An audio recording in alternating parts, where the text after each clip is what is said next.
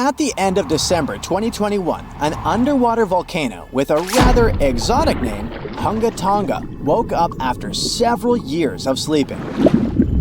It did that with so much energy and strength that people heard the eruption from over 100 miles away. Then it went back to sleep. But a couple of weeks later, it woke up again with a force 7 times greater than the first time. It broke the island above it in 2 parts.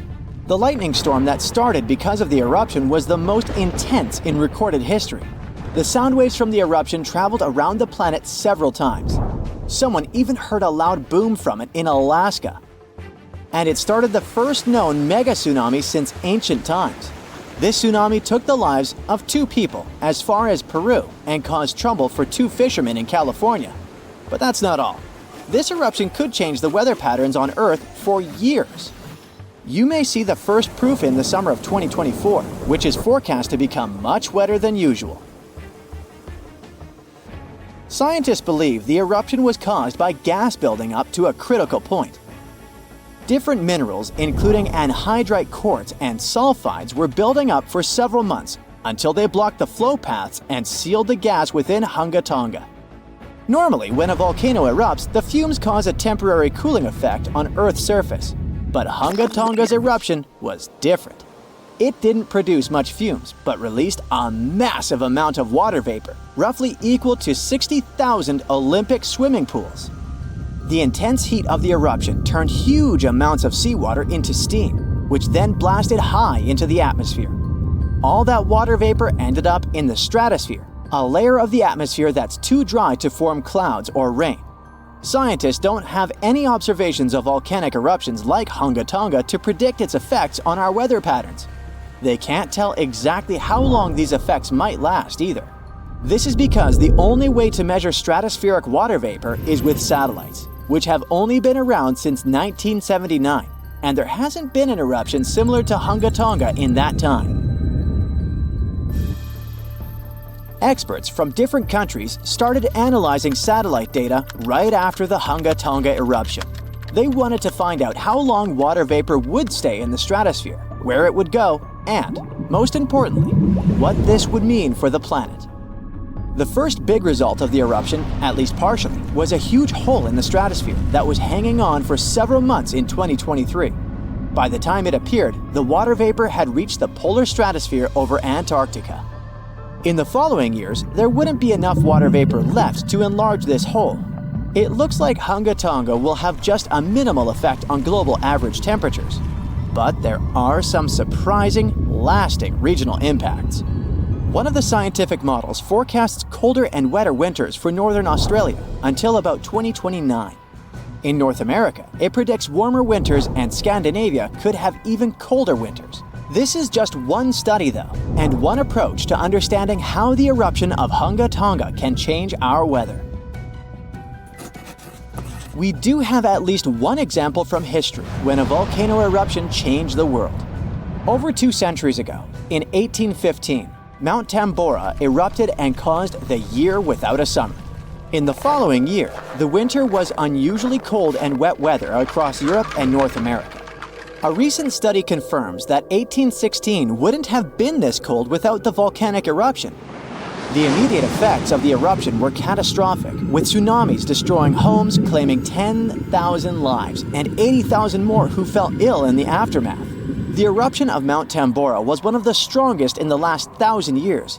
It had ejected an enormous amount of sulfur dioxide into the stratosphere, which quickly spread across the world. It resulted in the coldest year in at least the last 250 years. In May, frost wiped out most of the crops in New York, Massachusetts, New Hampshire, and Vermont. By June, heavy snow covered the ground in Albany, New York, and Dennisville, Maine, and New Jersey had 5 straight nights of frost. The cold continued into late summer, which should have been the harvest season. In July, lakes and rivers were still frozen as far south as northwestern Pennsylvania, and frost stayed in Virginia until late August. Temperatures would drop from above normal summer highs to near freezing within just a few hours. The weather was completely unpredictable. Prices of food skyrocketed. The cost of oats for horses, which were the main mode of transportation, also rose sharply. Some people believe this situation inspired Carl Drees to invent the bicycle in 1817 as an alternative transportation method. Tambora changed weather patterns completely for not just 1, but 3 years. The whole planet got colder, and as crops failed, probably at least 1 million people starved. Scientists don't have solid evidence of volcano eruptions that have taken more lives than Tambora. But the Krakatoa eruption in Indonesia in 1883 is far more famous than Tambora because information about it spread worldwide via telegrams and photos. Its final blast was the loudest recorded sound in history, and people could hear it on 10% of the entire Earth's surface. The eruption started a tsunami with waves about half as tall as the Statue of Liberty. Still, it was less powerful than Tambora's eruption. The island that once hosted Krakatoa disappeared in the eruption, but new eruptions began less than 50 years later and created the Child of Krakatau cone in the center of the caldera of the old eruption. The new volcano still comes to life from time to time. Mount Vesuvius's eruption, which took down Pompeii, is one of the most well-known volcanic disasters in history. It took around 2,000 lives, much fewer than Tambora. According to a famous Roman author of that time, the eruption lasted 18 hours. Pompeii was covered by a layer of ash and pumice that was thicker than twice an average human height. The nearby coastline also changed dramatically. In today's world, the after effects of volcanic eruptions are often more dangerous than the eruption themselves. Thanks to advances in technology, we can now predict volcanic eruptions more accurately and use safety measures like evacuations and flight cancellations. But there's still a lot of risk that changes in weather patterns and drought all over the world, especially in areas like India, East Asia, and East Africa that are affected by monsoons. Volcano eruptions can also have effects you wouldn't probably expect, like the evolution of dinosaurs.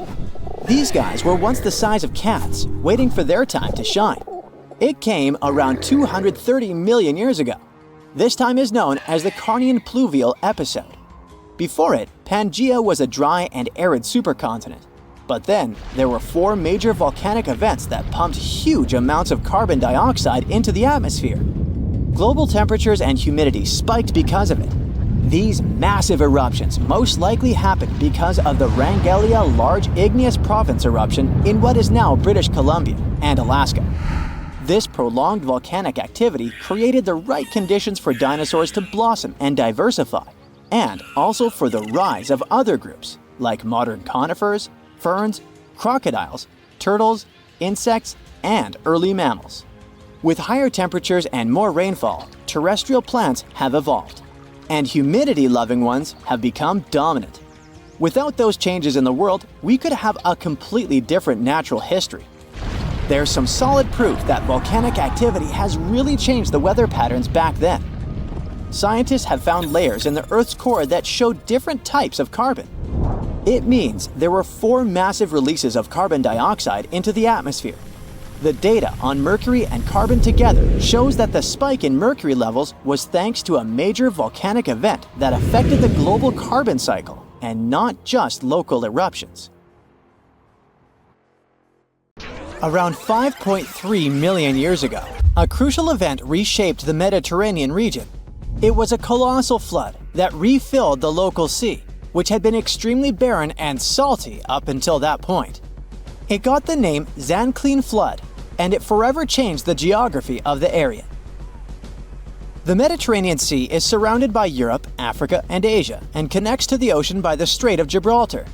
This is quite a narrow passage, measuring about 8 miles. It may not be that wide, but the strait plays a crucial role in maintaining the liquid balance between these 2 bodies of water. About 6 million years ago, a bunch of things might have caused the Mediterranean to be cut off from the Atlantic Ocean. Some say it was an ice age. Others speak of tectonic movements, like earthquakes.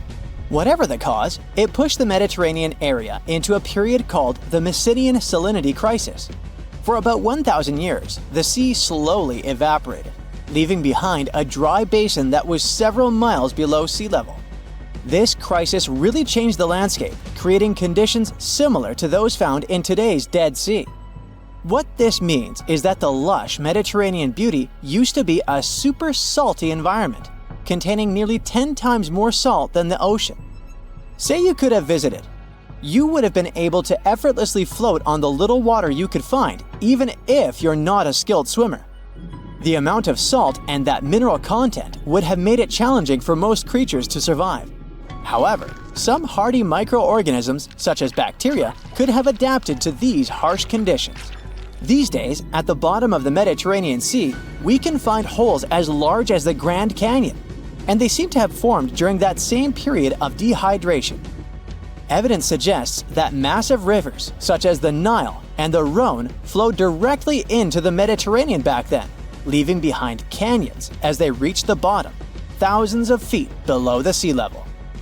People had to find some sort of explanation back in the day for the drying of the Mediterranean, so they came up with myths and legends. One such tale was told by the people of southern Iberia, in modern-day Spain and Portugal. It was also recounted by a famous Roman writer called Pliny the Elder. What this legend said was that the Mediterranean used to be cut out from the ocean until the hero Hercules, with his mighty sword, carved a path. He did so between a fictional location in modern-day Africa and the Rock of Gibraltar. This allowed the ocean waters to flow in, transforming the Mediterranean into what we know today. Some fossils also seem to confirm the unusually large flood. Remains of marine organisms were found in layers high above current sea levels. This means the areas were once submerged underwater. These fossils belong to mollusks, fish, and marine mammals. Because of modern techniques, we now have at least an estimated timing of the Zanclean flood. Scientists used computer simulations to reconstruct the event, providing further evidence that it was real. What they also discovered is that there's a possibility the Mediterranean might change once more. The Strait of Gibraltar could close, most likely because of movements deep under the ground. This could lead to the Mediterranean becoming dry again, over a span of about 1,000 years. The Mediterranean area could disappear altogether if the African continent keeps shifting north too, getting closer to Europe. Another one of those famous yet still a bit hypothetical large floods is called the Black Sea deluge theory. Some scientists think that around 8,400 years ago, water from the Mediterranean might have spilled over into the Black Sea through a narrow passage called the Bosporus Strait. This could have caused a massive disaster, forcing people living near the Black Sea to pack up their things and move further inside the continent, in both Europe and Asia. Along with them, they might have carried stories about this colossal flood. The specialist that came up with this idea also suggested that these migrating people might have brought along new ways of farming. Not everyone from the scientific community is convinced, though. Some argue that while there might have been a flood, it likely happened earlier and was way smaller. They didn't think this flood could have caused, for example, the story of Noah's Ark. In this legend, a spiritual man was warned by a higher entity that a giant flood was on its way. The man went to gather pairs of animals and pack them all in a boat to make sure these species would survive the devastating flood. There was also the concern among scholars that discussing real floods and ancient stories too much might blur the lines between science and fiction. There may be other reasons why these flood stories are so often found across different cultures all over our planet. One idea is that floods were incredibly destructive for early farmers, so they invented myths about them signaling the end of the world. Another idea is that people stumbled upon ancient sea creature fossils in unusual places, leading them to believe there was a significant flood in the past. The solution to future floods, though, might be floating cities. As sea levels continue to rise, coastal cities like Amsterdam, New Orleans, and Venice may go under.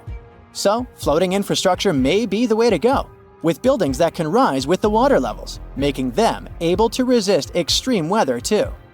Countries like the Netherlands, which have a history of managing water risks, are pioneering these floating creations. With cities running out of space for expansion, we might be forced to move on water anyway. By moving on the water, we can reduce crowding and create more interesting ways to feed ourselves, like floating gardens. These homes also come with great alternatives to our energy needs through systems that use solar and wind power. Not to mention that these homes might turn out to be cheaper in the long run. One such floating city might pop up soon in the Maldives. Its goal is to host up to 20,000 people and will feature places to live and eat, but also shops and schools. Designed to look like coral, the region will include canals placed between some 5,000 floating pieces of land.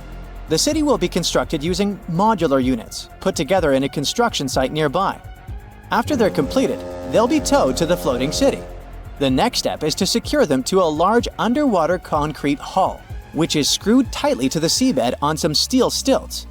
All these pieces of construction let the modular units easily move as naturally as the sea. Even for those that are afraid of seasickness, there's a solution.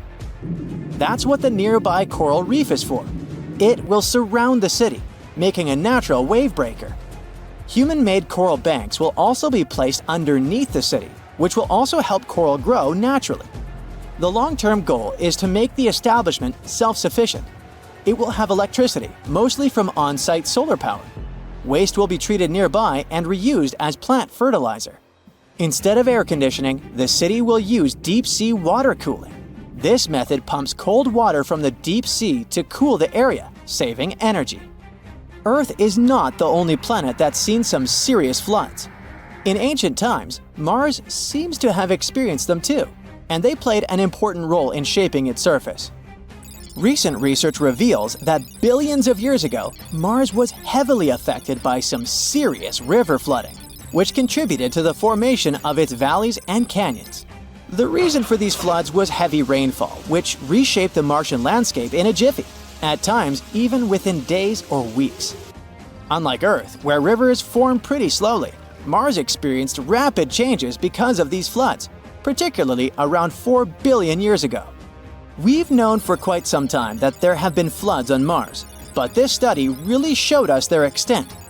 We now know they were more widespread and frequent than previously thought. On January 26, 1700, one of the biggest earthquakes in history hit off the coast of the United States. It had a magnitude of 9, which puts it in the top 10 most powerful earthquakes ever recorded. This earthquake triggered a huge tsunami and changed the coastline all the way from southern British Columbia down to northern California forever. Back then, the area wasn't very populated, but thanks to some clever research, scientists figured out exactly what happened that day by looking at old geological records, tree rings, and even some history from Japan. On the same day as the earthquake, a massive tsunami also hit Japan's eastern coast. For a long time, no one connected the two, but in the 1980s and 90s, researchers realized the tsunami in Japan had been caused by the earthquake in the Pacific Northwest. They were also able to pinpoint the exact day, January 26, 1700.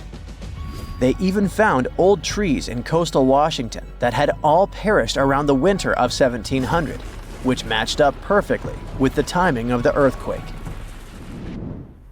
The earthquake came from the Cascadia subduction zone, a fault where the Juan de Fuca plate slides under the North American plate. This fault stretches about 700 miles, from northern Vancouver Island in British Columbia to Cape Mendocino in California. The pressure from the moving plates builds up over time, and eventually, another big, devastating earthquake will hit the same region. It's just a matter of time. By looking at the geological records, past tsunami deposits, and signs of land level changes, scientists can figure out how often these huge earthquakes happen. Emergency planners have been preparing for the next big quake, often calling it the big one. Scientists believe earthquakes in the Cascadia subduction zone happen every 200 to 1,000 years. And since the last major one was over 300 years ago, the Pacific Northwest is definitely due for another. When it happens, the earthquake is expected to be as big as the one from 1700. But this time, it'll affect around 15 million people. The devastation will be severe. Buildings will collapse, roads and runways will crack, and bridges will fall. Communication in and out of the area will be cut off. But the worst part? The earthquake will trigger a massive tsunami that might hit parts of the Washington coast in as little as 10 minutes. It's not a matter of if, but when the Cascadia subduction zone will break. When it happens, it will be the worst disaster the US has ever faced. Worse than the Hurricane Katrina or Superstorm Sandy. It'll impact an enormous area, stretching from southern British Columbia all the way down through Oregon to northern California. That means millions and millions of people will be affected. Fairchild is considered a backup staging area for handling the aftermath of the earthquake, with Grant County International Airport in Moses Lake being the main one. For those who will survive the initial quake and tsunami, the aftermath could be just as disastrous. Aftershocks will follow, and transportation will be a mess. Roads will be damaged or completely blocked, airports will shut down, and most of the main routes, like Interstate 5, will have bridges destroyed. This means food and water supplies will be cut off, and it will be incredibly difficult for help to get in or for people to escape. Gas pipelines will most likely be damaged too, and restoring them could take anywhere from a few days inland to weeks or even months along the coast. Power outages will be widespread within 100 miles of the coast throughout the entire Pacific Northwest. And water could be out for 3 to 7 months. Even telecommunications will be down for 2 to 3 months across the Pacific Northwest, Alaska, and even parts of East Asia. The good news for eastern Washington is that it will mostly avoid the worst of it, thanks to natural barriers between the west and east sides of the state. The tsunami may hit the Columbia River Gorge, but it will lose energy quickly because of a sandbar under the river. The Cascade Mountains will absorb much of the earthquake's impact, so the east side won't feel it as strongly. And since eastern Washington won't get hit as hard, it'll be up to them to handle the aftermath of the quake. That means helping western Washington, taking in refugees from the areas that got destroyed, and delivering supplies to where they're needed. Scientists have looked at other major 8.0 to 9.0 magnitude earthquakes like the ones in Chile in 1960, Alaska in 1964, and Sumatra in 2004, and Japan in 2011. These kinds of quakes can shake the ground for anywhere between 6 to 10 minutes, and that's a long time for the ground to be shaking. Such quakes are super intense because they happen close to Earth's surface, so it's not just a quick shake. It's a long, strong one that can cause a lot of damage. If the Cascadia earthquake and tsunami were to hit tomorrow, over 13,800 people could lose their lives, and about 107,000 people could be injured. The economic toll in Washington, Oregon, and California could top $70 billion. To put that into perspective, we can compare these numbers with some other major earthquakes. In Chile's 1960 earthquake, about 1,650 people lost their lives. The 1964 Alaska quake resulted in around 140 lives lost. The 2004 Sumatra earthquake and tsunami took the lives of an estimated 280,000 people. And the 2011 Japan earthquake and tsunami caused over 20,000 casualties. Authorities know about the dangers of the Cascadia fault, but even with all the planning, no one can say for sure what will be needed when the big quake hits. Right after the earthquake and tsunami, the areas outside the immediate disaster zone won't be able to help much because roads and airports will be destroyed, and resources will be limited. How can we deal with this kind of disaster and its effects? We don't have all the answers yet. Right now, let's focus on the Cascadia subduction zone. It's a huge fault line that stretches about 620 miles from Vancouver Island to Cape Mendocino in California, sitting about 93 miles off the coast. It's like one tectonic plate is slowly sliding under another. When the plates are close to the surface, about 18 miles deep or less, they get stuck because of friction, kind of like pushing two rocks together. Over time, this creates a lot of pressure.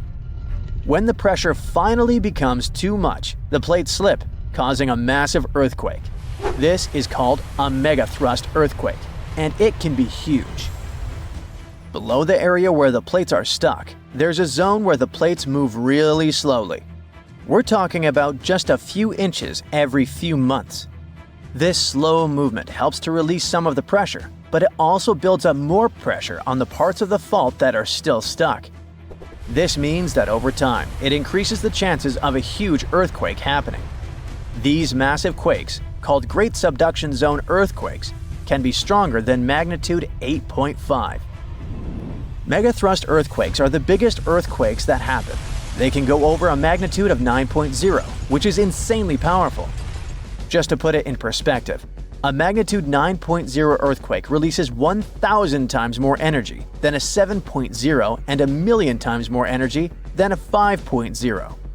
These earthquakes happen when a lot of pressure builds up in a part of the fault that's locked, which means the plate can't move past each other.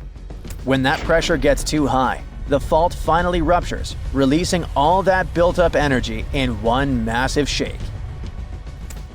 The Cascadia subduction zone is super long. That's why if it were to rupture all at once, it could produce a large earthquake. Scientists have studied this region and found that about 18 miles below the surface, the fault is completely locked.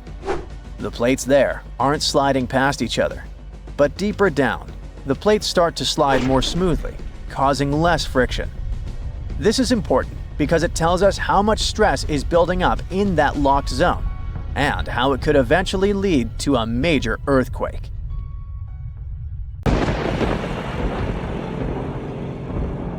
For hundreds of years, people in the US have reported hearing strange, loud booms. These mysterious sounds are called skyquakes. And yep, it's a real thing. If you've ever heard a loud, distant booming noise that definitely wasn't a thunderstorm or a car engine backfire, congrats, it looks like you've experienced a skyquake yourself. People report them all around the globe, from the US to India and Japan. They go under different names, and we still don't know why exactly they happen.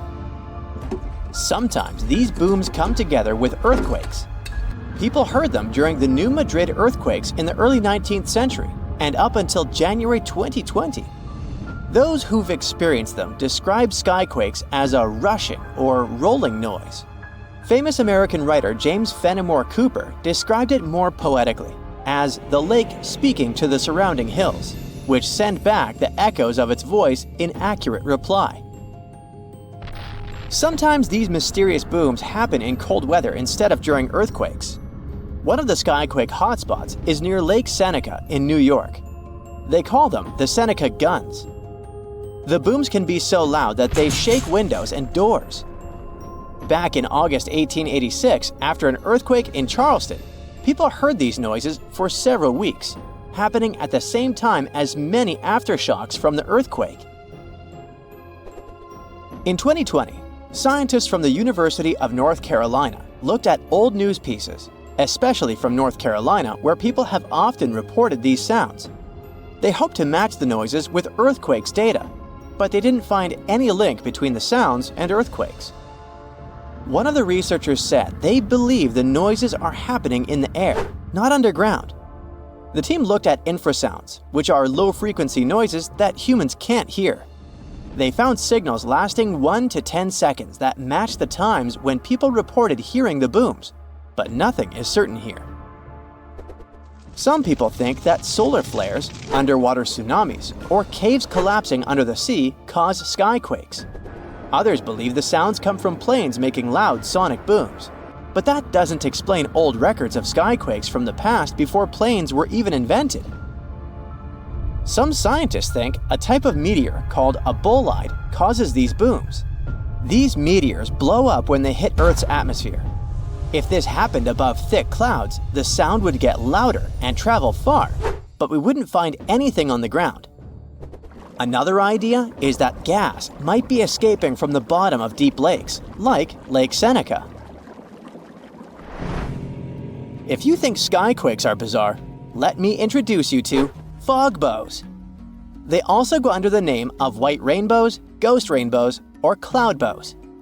They form in a similar way to regular colorful rainbows, but are much wider. Rainbows happen when there are big raindrops in the sky, and you can always spot them on the opposite side of where the sun is shining. Fog bows are made by tiny droplets in fog or clouds instead of big raindrops, and they also appear opposite the sun. If you want to see a fog bow, you need to look for it in a thin fog when the sun is bright. You might catch one when the sun starts to shine through the fog, or if you're near the ocean where fog often forms. Because the water droplets in fog are so tiny, fog bows don't have bright colors like rainbows. They might even look all white, or just have faint colors. Some fog bows are hard to see at first because they blend into the mist, but once you spot them, they're easy to recognize. The next rare weather phenomenon you gotta watch out for is thunder snow. You guessed it right. It's a special type of thunderstorm that happens during a snowstorm. Unlike regular thunderstorms that often strike in the spring and summer, thunder snow is much rarer because it happens in the strongest winter storms, like big blizzards, and at the same time needs warm air, which isn't a frequent combo. So, for thunder snow to happen, there needs to be moisture in the air, some instability, and something to lift the air like rising winds. Just like in normal thunderstorms, lightning can appear when you hear thunder. Thunder snow lightning usually goes from cloud to cloud instead of hitting the ground, and the thunder sounds different too, more like a low rumble instead of a loud boom, because the snow muffles the sound. You aren't so likely to get struck by it, but it's still important to stay inside when you hear thunder to stay safe. Northern Lights fans, this one is for you. Scientists noticed a new kind of glow in the sky that looked like a purple streak. They nicknamed it Steve as a joke, but later gave it a more scientific name: Strong Thermal Emission Velocity Enhancement, Steve for short. Steve is actually a fast-moving stream of super hot gas that always moves west and only shows up before midnight. They wondered if something like Steve could happen after midnight, but moving in the opposite direction. And now, scientists think they found the anti-Steve by looking at data from a research station in Norway. In December 2021, they took a picture of a bright purple streak stretching for 620 miles in the sky, and it only appeared after midnight. Satellites from the European Space Agency also measured the conditions in this part of the sky and found that the ions were moving eastward. Steve's late-night twin hasn't been officially named yet, but it would be cool if it was called SAM, which is short for Steve after midnight. If you've ever seen snow on a sunny day when falling from the sky without a single cloud, it must have been diamond dust. It's a special kind of weather with millions of tiny ice crystals forming close to the ground. These ice crystals float slowly in the air, kind of like how dust floats in your house. When sunlight hits these crystals, they sparkle like diamonds. Unlike regular snow, diamond dust can fall from a cloudless sky, which is why they sometimes call it clear sky precipitation. It happens because of temperature inversion. Normally, it gets colder as you go higher up from the ground. But in a temperature inversion, the cold air stays near the ground, and warmer air sits above it. The warm air has more water vapor, and when it mixes with cold air near the ground, it turns directly into ice crystals, and diamond dust is born. For this to happen, the air near the ground has to be really, really cold, way below freezing temperature. Diamond dust can fall for days, but it's so light that it usually doesn't pile up on the ground like regular snow. A fall streak hole, also known as a hole punch cloud, is next on our list. This big circular or oval-shaped gap sometimes appears in certain clouds. These types of clouds float high up in the sky and are often made of tiny water droplets that are colder than freezing, but they haven't frozen yet. These special water droplets are called supercooled, and they need a reason to freeze. Ice crystals give them that reason. When a plane flies through the cloud, it can bring those ice crystals into the cloud. Once the ice crystals are there, the supercooled water droplets freeze quickly, get bigger, and start to fall from the ground. This creates a hole in the cloud, and as more nearby droplets freeze, the hole gets bigger and spreads outward. Any tornado is scary, but a fire tornado takes the horror to a new level. These bad boys are spinning towers of flame and ash that form when there's extreme heat, strong winds, and uneven ground. The intense heat from the fire causes hot air to rise quickly. Cooler air from the sides rushes in to replace it and creates strong winds. When winds from different directions meet, it makes the fire spin like a tornado. It gets stronger and can even create its own weather. It pulls in flames, ash, dirt, and anything in its path. The winds can reach speeds of over 140 miles per hour, and these fire tornadoes can last for more than 20 minutes. On September 16th of 2023, without warning, the Earth began to hum.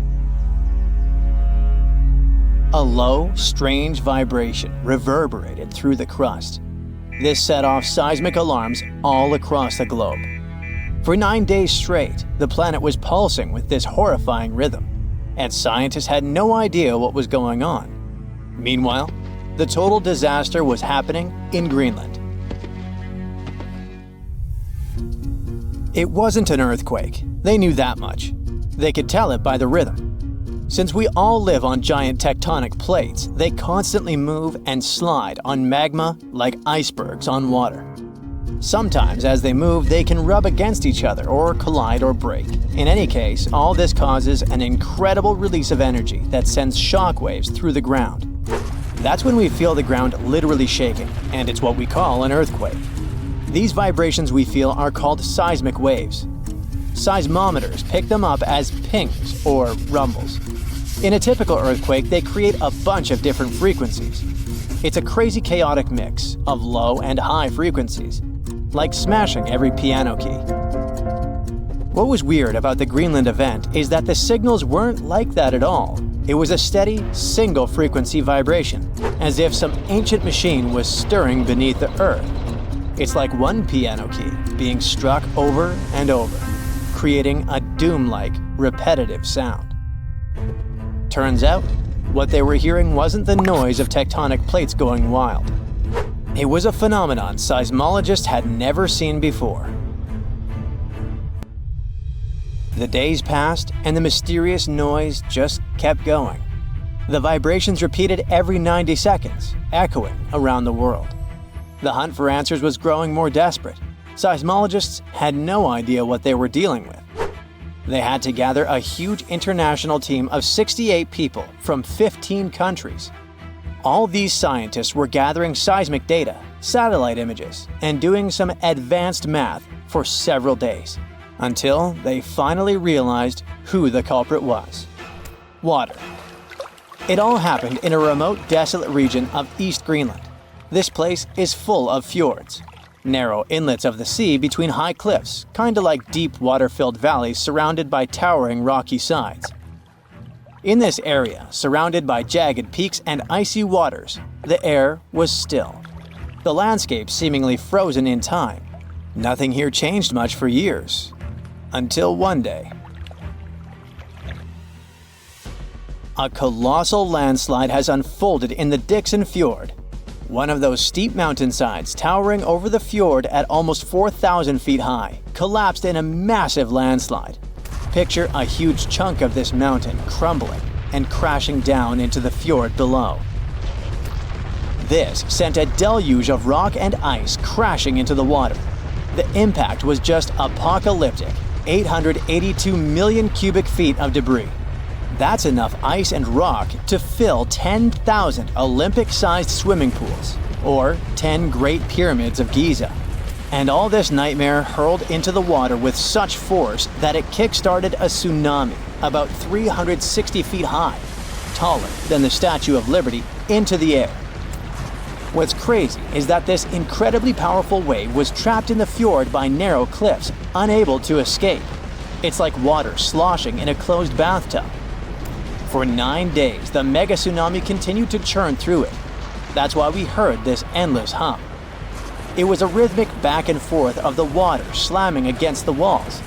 The shock waves were rippling deep into Earth's crust, vibrations so strong that they were picked up by seismometers around the globe. This was a phenomenon so rare, so unprecedented, that it left scientists stunned. It turned out to be a perfect storm of elements. A glacier, weakened by years of warming, could no longer bear the weight of the mountain above. This collapse was inevitable, and the chaos literally shook the Earth to its core. And people often hang out in this area with cruise ships passing by. We're lucky that no lives were lost in the disaster. It was a close call though. A tourist ship stranded in the area just 2 days before narrowly escaped the tsunami's reach by pure luck. But it doesn't mean there were no losses. The waves destroyed a nearby Inuit site, which was there untouched for over 200 years.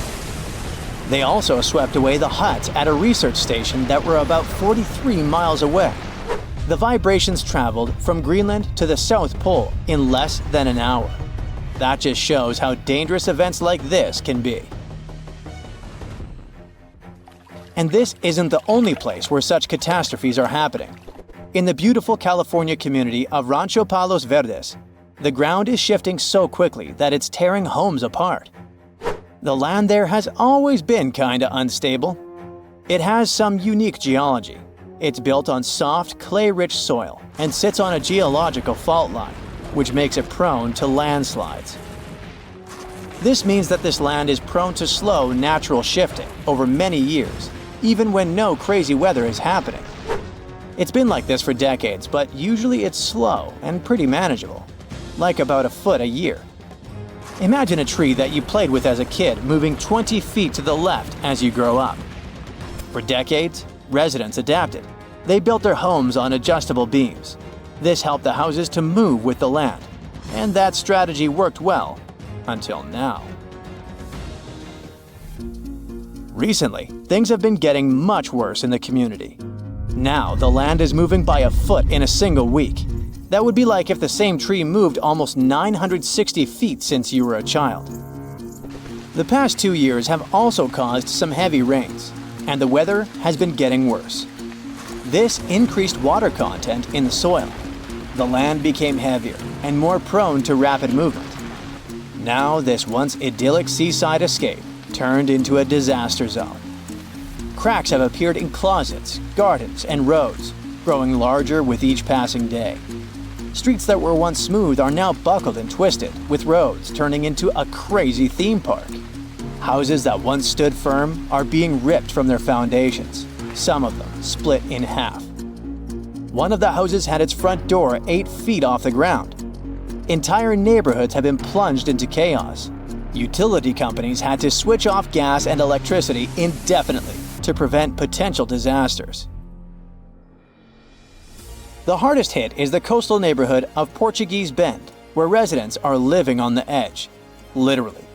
It always had amazing ocean views and cool sea breezes, with horses and peacocks still wandering the tree-lined streets. But now, it's like an earthquake hit. Only this time, the Earth isn't stopping. For many, this place feels like paradise, if only the land would stop shifting beneath their feet. So the locals don't give up. Some of them had to leave, but many are determined to stay and fight, despite the destruction. But they still have to pour in hundreds of thousands of dollars to save their properties. People have installed generators to keep the lights on and set up sewer systems and pumps to drain the groundwater causing the landslides. Some say that the only way for these neighborhoods to survive might be to go completely off-grid, installing power walls to store energy and stuff like that. People are trying their best to run the sewer system off generators. They hope that they could get rid of this water in the soil that's causing these hellish landslides in the first place. They're determined to fight, but they will need help and support from the government to fight this disaster. Landslides are actually more common across the US than many might think. And new maps and data show that tons of people in the country might be in danger. Scientists managed to create the first very detailed, very cool map that shows where these landslides might happen, county by county. It's based on a lot of data and the history of 1 million previous landslides. They say that nearly 40% of the United States is at risk of experiencing landslide activity, which could lead to some insane catastrophes in certain areas. Luckily, now both residents and engineers can keep this in mind. But all this shows how vulnerable we are to natural disasters, and how we should always stay alerted.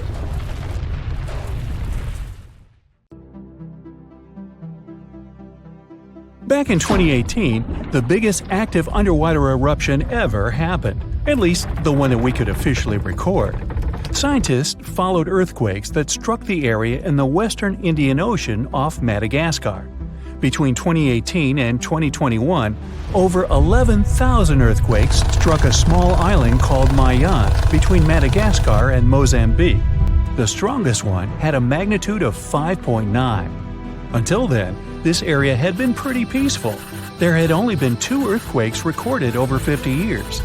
Along with regular earthquakes, there were also some unusual seismic hums, like earthquakes at pretty low frequencies, forming deep underground. People couldn't feel those hums at the surface, but researchers around the world discovered them and realized they were related to volcanic activity no one actually noticed coming. Something strange happened. That underwater eruption created a giant skyscraper-sized volcano. This new underwater volcano turned out to be around 1.5 times the height of One World Trade Center in New York, and almost 10 times bigger than the Statue of Liberty. The area where it appeared had been explored in 2014, but it was almost flat, peaceful, and empty back then. Now, there is an actual volcano nearly 8,500 feet below sea level. The volcano gets its magma from a super profound reservoir located nearly 34 miles underground. It's the deepest reservoir of volcanic magma that we know about. The Earth has layers, and the middle one is kinda chunky. It's very much like peanut caramel filling many chocolates have. Research shows there are probably hunks of oceanic crust deep inside the Earth's liquid mantle. They're stuck there, creating large lumps in something that was supposed to be a smooth layer. Our planet has a rigid outer layer. It includes a hot upper mantle and cracked crust. The hot mantle moves and churns all the time, making the crust at the surface move too. This way, the oceanic crust dives into the depths and makes huge magma plumes go up toward the planet's surface. Scientists even found an ancient piece of the Pacific Ocean hundreds of miles underneath China.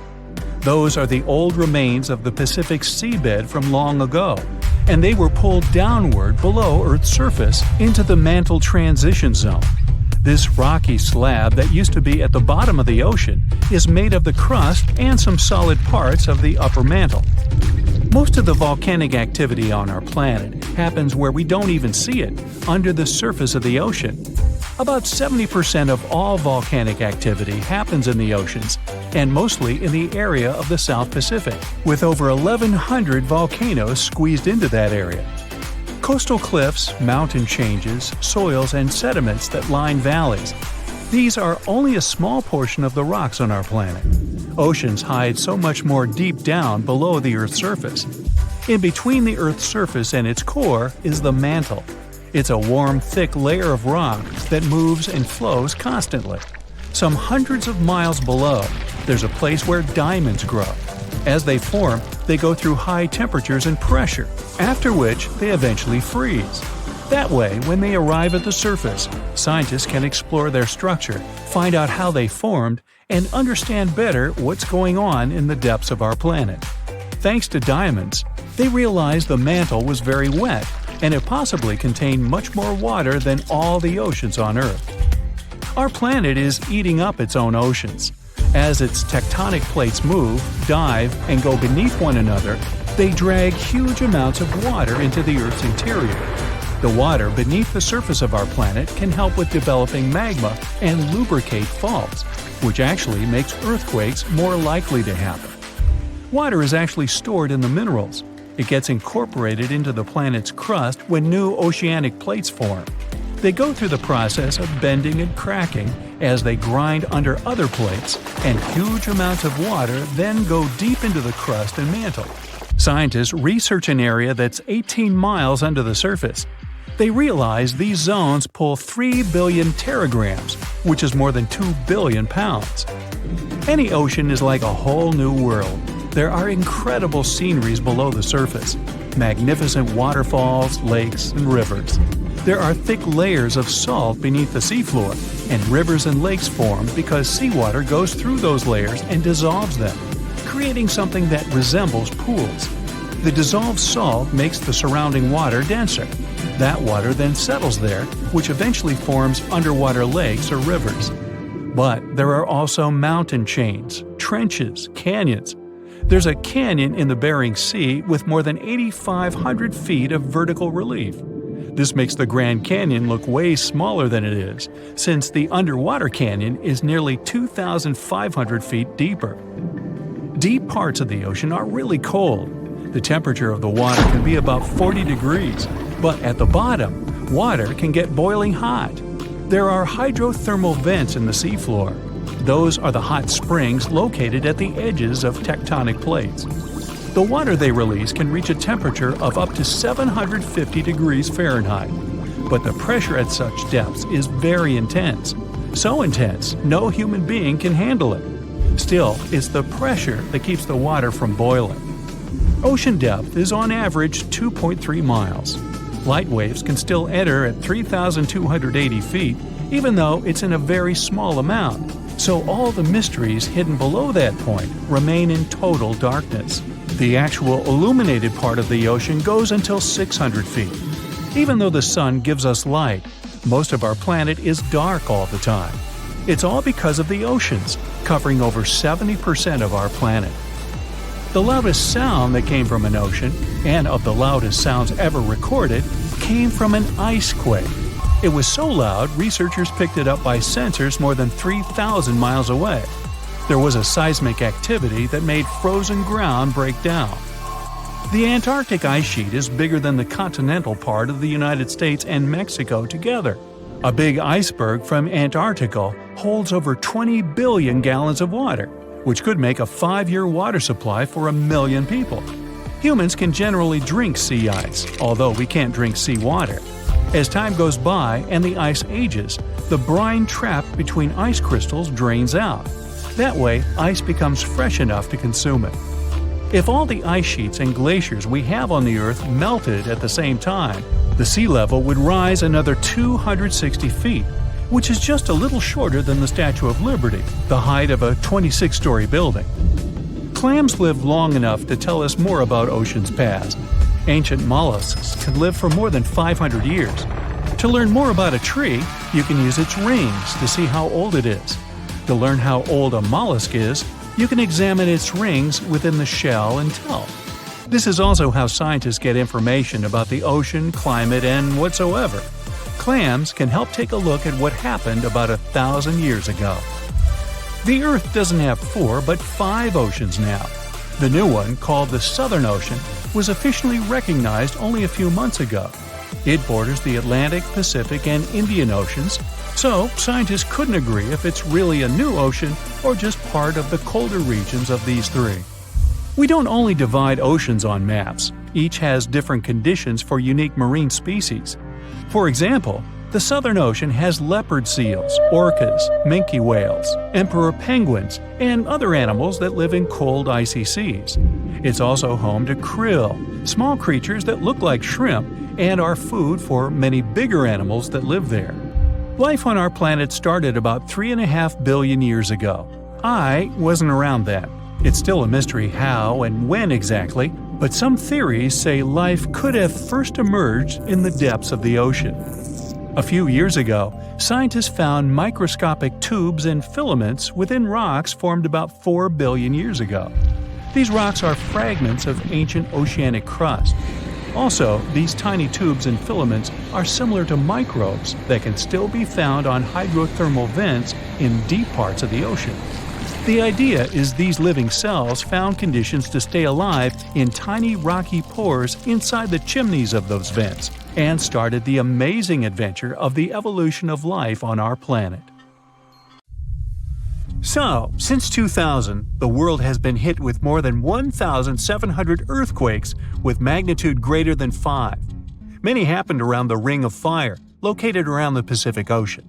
In North America, the biggest threat is the San Andreas Fault Line, which can create an earthquake of a magnitude higher than any other, earning it the spine-tingling nickname, the Big One.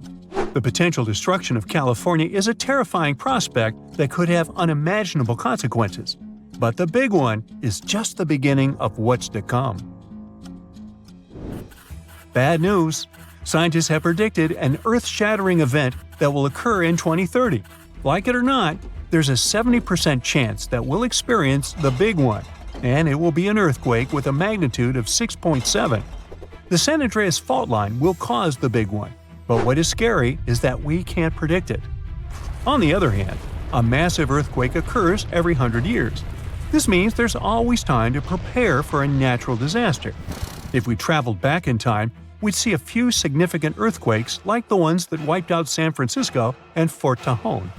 Buildings made a long time ago are not quake-proof. They will collapse. Even if they survive, you should not enter them. But buildings are not the most dangerous part. You should watch out for electrical lines and gas pipes. Your hill house might be lovely, but it is extremely unsafe. During quakes, the hill can turn into a massive landslide that will destroy everything in its path. Say goodbye to road trips because all the roads will be ruined. You should have some spare water and food since you won't be able to go to the supermarket. This disaster won't be cheap. It will cost the U.S. around $200 billion to recover from the quake. At least the earthquake will not trigger tsunamis. But there's something that can cause more damage than the Big One. The notorious Cascadia subduction zones start in California and ends up all the way in Vancouver, Canada. The San Andreas Fault Line is nothing compared to this zone. It can wipe the whole coast off the face of the Earth, an example of hyperbole. Subduction zones are tectonic plates forced to be one under the other and constantly pulling apart. One is called the North American Plate and the other is the Juan de Fuca Plate. Zones like these are not to be messed with, since they are terrifying hotspots for earthquake activity and extremely dangerous because they cause massive underwater quakes. But they are underwater, so what can they do to us? Well, they can cause giant tsunamis, flooding cities, and destroying the coastline. Right now, the most active zone is the Ring of Fire. The Cascadia zone might be less active, but it is like a sleeping beast that can wake up and destroy everything in its path, causing a groundbreaking earthquake. The last time all this stress was released was in the year 1700. Unlike the San Andreas quake, this one will cause massive tsunamis and much bigger shocks. Let's hope you'll be camping in an open field at that time, because most buildings and bridges will likely be destroyed. Also, be ready for the aftershocks, as they'll be devastating. Nature won't be spared either. Landslides will change animals' habitats. Even our homes will be changed forever. Luckily, there is a light at the end of the tunnel, and scientists are doing everything they can to ensure our safety. New rules are implemented. Every new building must be able to withstand massive shocks. They're developing modern warning systems, and every new infrastructure must follow strict quake-proof guidelines. The Juan de Fuca and the North American plates are locked together, but they won't stay like that forever. When they unlock, get ready for a massive shake. The closer you are to the epicenter, the more damage you'll experience. But even if you are lucky to be far away, you may still feel the ground shaking for some time. Now, if we compare the Cascadia subduction zone and the San Andreas Fault, we'll see how much more dangerous the Cascadia zone is. In 1994, there was an enormous 6.7 magnitude earthquake in the Northridge area, close to the San Andreas Fault.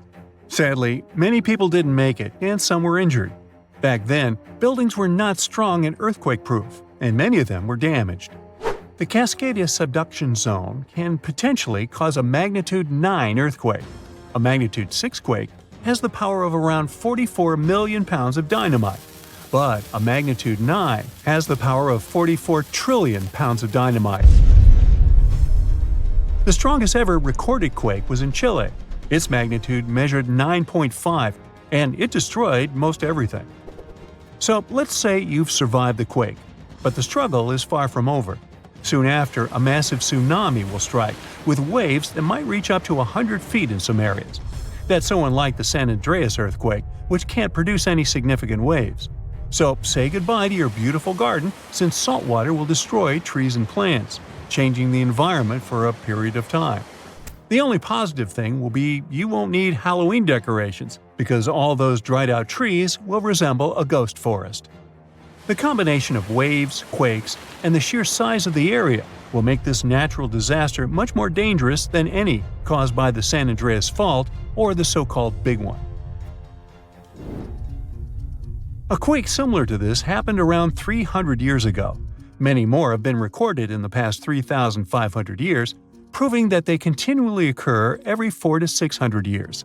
So, technically, we have around 100 to 300 years before the next big one hits. We still have no idea how exactly the Cascadia subduction zone works, because we discovered it in 1970. This zone is super scary because it can cause big earthquakes. It was found by accident when researchers studied the Ring of Fire. They wanted to know if this area had caused any trouble in the past years, and the proof was under their noses. In Washington, there is a horror forest where nothing has been growing for years. When researchers tested the soil, they found a tremendous amount of salt. They put two and two together and concluded that a massive tsunami had been the reason. Experts still didn't know when the forest was destroyed. But Japan kept records of a gigantic earthquake that had a similar effect. It was the one that happened in the year 1700. There is a 1 in 3 chance that the next one will occur in 2050. You must know how to survive the Canadian earthquakes and make it out unscathed, so listen carefully. Those who live in this area have almost no experience with earthquakes like this one. Surviving the quake is relatively easy, but the tsunami coming afterwards is the real danger. After the shake, find the highest ground and go there. Only bring the essentials, like food and water. Yeah, leave your baseball card collection at home. After the first hit, don't try to go down. Seismologists say that most likely there will be a few more waves, and they have proven this. On the 22nd of May, 1960, seismologist Jerry Eston and his 4 friends went to Hawaii to see an expected tsunami that was to happen around midnight. They set up their gear on Wailuku Bridge with an escape route planned. This bridge had been destroyed in the previous tsunami, but the new one was much taller and better. After midnight, the water was 4 feet above the average level. The second wave hit a half hour after midnight, and the water rose another 9 feet by 1 a.m. The water started going down and dropped by 7 feet, but the horror was far from over. Next, they saw a wave that was around 20 feet tall. This shows us that tsunamis are unpredictable, and we should listen to experts to stay safe.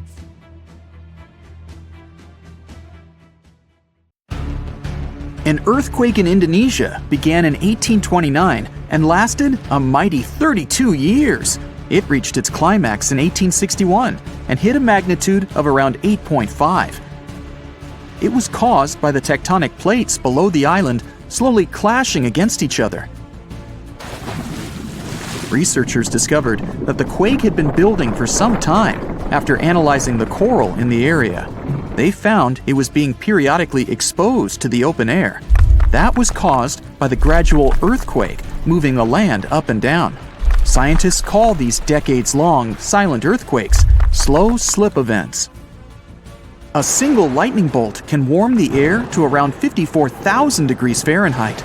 The heat makes the air expand quickly, creating a shock wave or boom, which we know to be thunder. There are close to 3 trillion trees on Earth. That translates to roughly around 422 trees for every person. Before humans, the number was nearer to 6 trillion. Almost 70% of the Earth's surface is covered by water, which on average is around 2.5 miles deep.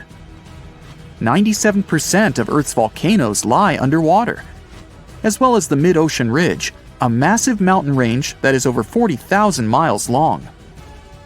Humans have mined around 190,000 tons of gold from the planet. Experts predict there is around 20% still left to be mined, but this figure is constantly changing. The world's largest active volcano is in Hawaii. Called Mauna Loa, it's over 2.5 miles above sea level. Given that most of it is underwater, The volcano's summit is a staggering 11 miles from its base. That's the same length as over 160 football fields. The highest ever recorded temperature on Earth was a sweltering 136 degrees Fahrenheit. It was recorded in El Azizia, or modern-day Libya, on September 13, 1922. The lowest temperature was a chilling minus 129 degrees Fahrenheit, recorded at Russia's Vostok station in 1983. Earth is the fifth largest planet in the solar system, behind Jupiter, Saturn, Uranus, and Neptune. It has a circumference of roughly 25,000 miles, and it would take the average person around 8,300 hours to walk around the face of the Earth. The separation between Earth's land masses would make such a trek almost impossible, though. It takes 365.25 days for the Earth to orbit the Sun. Because our calendar years only have 365 days, we add an extra leap day every 4 years to make up for the difference. Russia is the largest country on the planet, with a total area of about 6.5 million square miles. It encompasses more than 1/8 of the Earth's inhabited land area, but still has a relatively small population given its size. Earth is the only planet with one moon. Mercury and Venus have no moons, while every other planet has 2 or more. Earth is over 4 billion years old.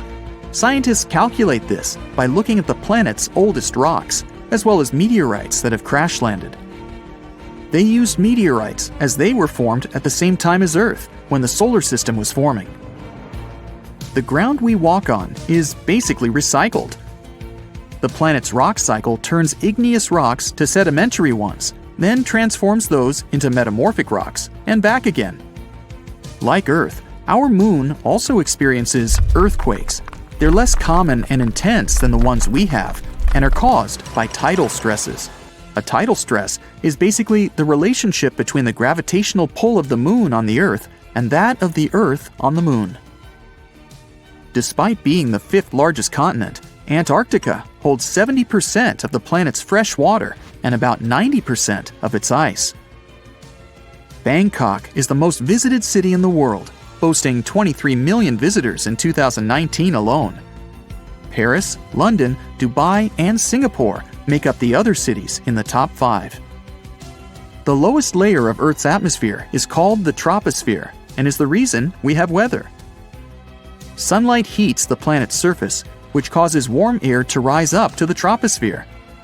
This air then expands and cools as the air pressure decreases and sinks down, where it is then warmed by the Earth again. Coral reefs are the largest living structures on the planet, with some even being visible from space. Coral reefs hold the most species per area of any of Earth's ecosystems, even more than rainforests. Earth got its name around 1,000 years ago, and it comes from the German word meaning the ground, but there's no evidence to show who actually named it. Of all the planets, Earth is also the only one which is not named after a Greek or Roman deity.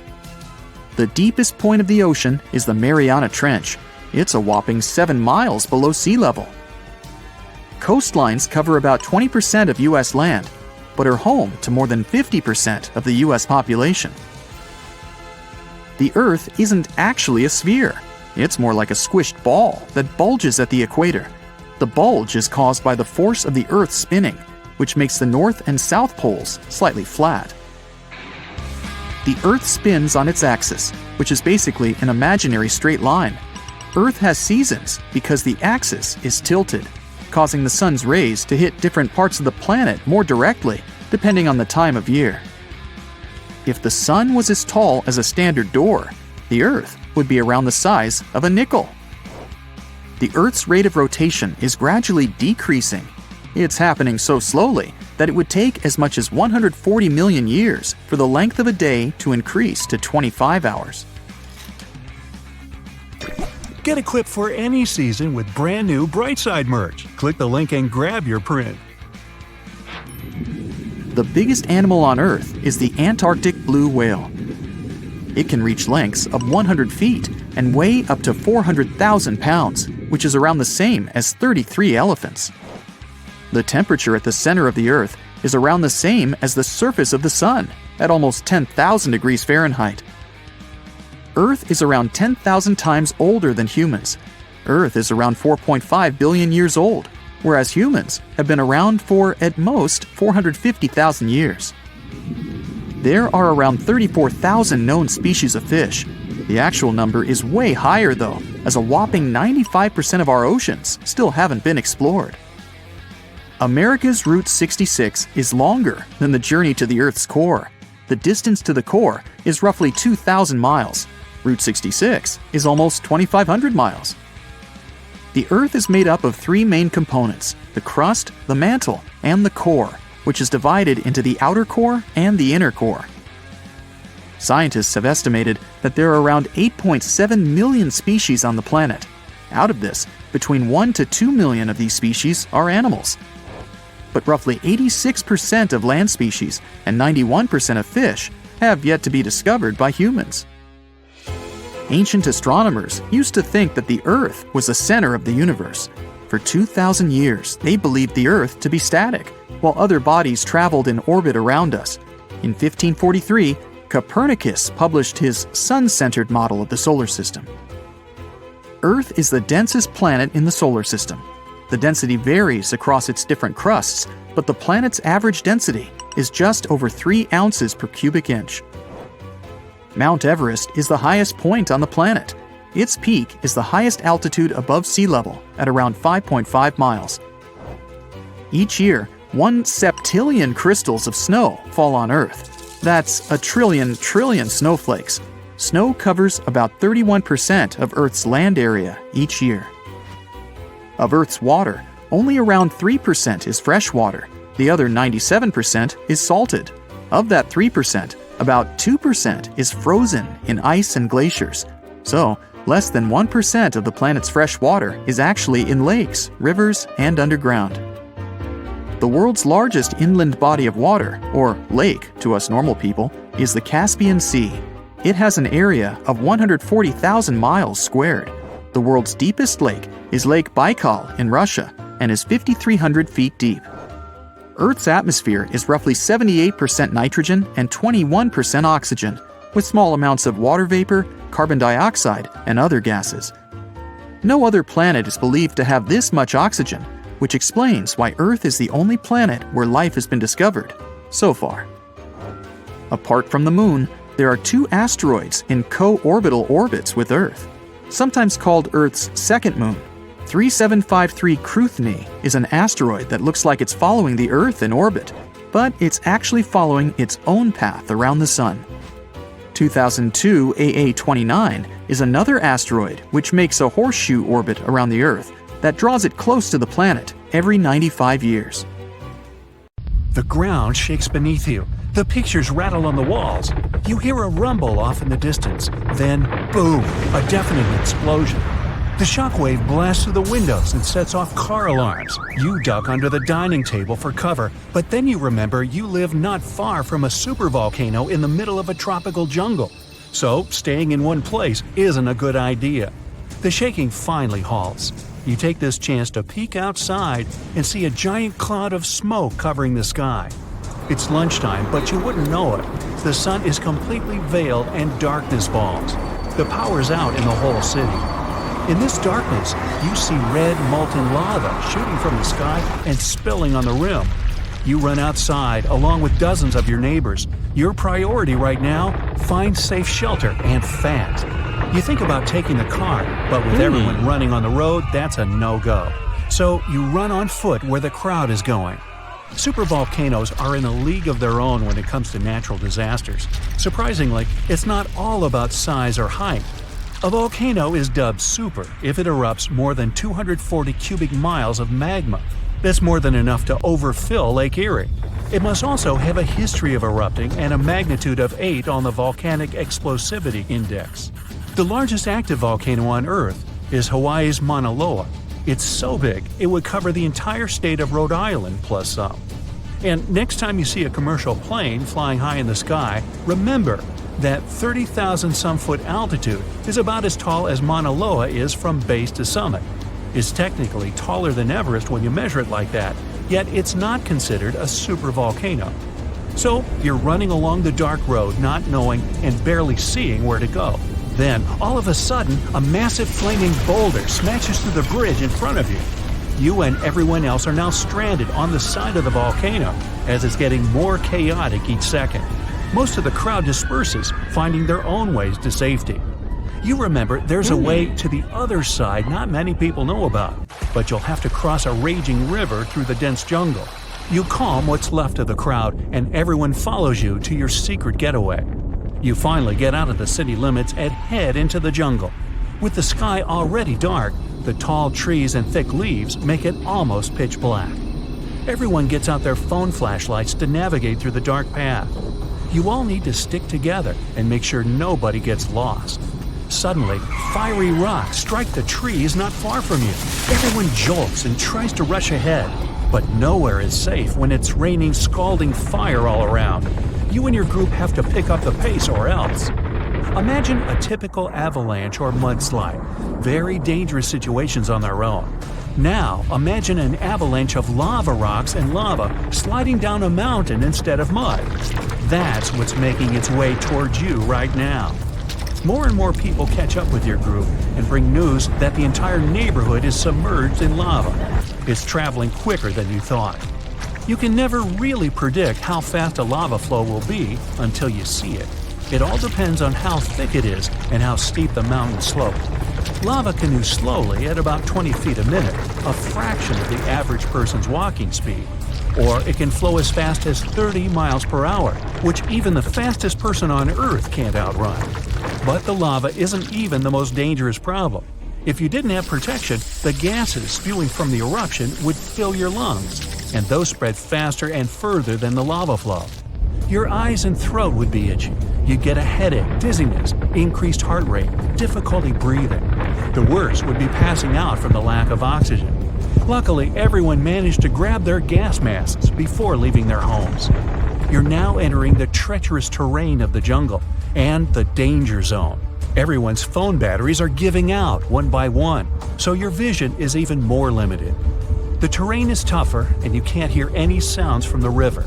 At this point, you're not even sure if you're going the right way. But your instincts tell you the deeper you go, the safer you'll be. The path is muddy, and the vines are hindering everyone's movements. That's when you hear something big running through the jungle. It's coming up on you fast. You can't see a thing until it's right up on you. A bear! And there goes a rhino. Wild cats, domestic cats, dogs, different creatures of all sizes and species. They all come running through the jungle right past you. You and your fellow humans aren't the only ones fleeing from the eruption. The rumbling is still going on. Before you know it, a shower of fire rocks strikes right behind you and ignites parts of the jungle. There's no going back. Everyone picks up and runs for it. You hear thunder in the distance. A flash of lightning lights up the dark sky. You think, finally, some rain to wash away this fiery nightmare. But that's not a regular storm brewing. These giant smoke clouds can mimic a thunderstorm under similar conditions. Your luck finally pays off. You hear the river straight ahead. You reach the bank and have to hop on some stones to get to the other side. You almost slip when someone from the group catches you just in time. Whew, that was too close. Not far down the river is a large waterfall leading straight to a shallow lake with sharp rocks at the bottom. The ash from the lava falls like snow, covering most of the trees and landing on the river. Ash is one of the most dangerous things about volcanic eruptions. You're soaked to the bone, but it's a lot better than ash and smoke. And then the rest of the group follow. The next thing you know, the river starts steaming as lava meets the bank and runs into the water. You try your best to speed things up. The lava can heat this water up to dangerous levels, and there are still people slowly crossing the river on the slippery rocks. Luckily, you manage to get everyone across. Well, almost everyone. You turn around and see someone's leg got caught between two rocks. The lava continues to pour into the river. You can feel the heat of the steam. You rush back to this person and try to pull them out. Their leg won't budge. Someone else from the group comes to help, and you're finally able to pull them out in the nick of time.